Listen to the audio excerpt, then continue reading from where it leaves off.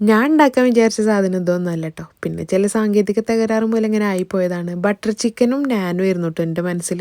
അപ്പം ഉണ്ട് ഒരാൾ വിളിക്കണു, ഒന്ന് ഫുഡൊന്നും ഉണ്ടാക്കണ്ട, ഒരു പരിപാടി ഉണ്ടായിരുന്നു. അപ്പം പിന്നെ ചിക്കൻ എന്തായാലും വെള്ളത്തിലിട്ടല്ലേ വിചാരിച്ചിട്ട് ഒരു സ്നാക്ക് ഉണ്ടാക്കായിരുന്നു. സാധനം ഉണ്ടാക്കി വന്നപ്പോൾ ഇതിനായിട്ട് സിമിലറായിട്ട് ഞാനൊരു സാധനം കണ്ടുപിടിച്ചു. Chicken pita pockets. നല്ല ടേസ്റ്റ് ആട്ടോ സാധനം. അപ്പോൾ നമുക്ക് ഉണ്ടാക്കാം. അപ്പോൾ ആദ്യം ചിക്കന് എല്ലാ മസാലകളും തേച്ച് മാരിനേറ്റ് ചെയ്തൊന്ന് മാറ്റിക്കാം.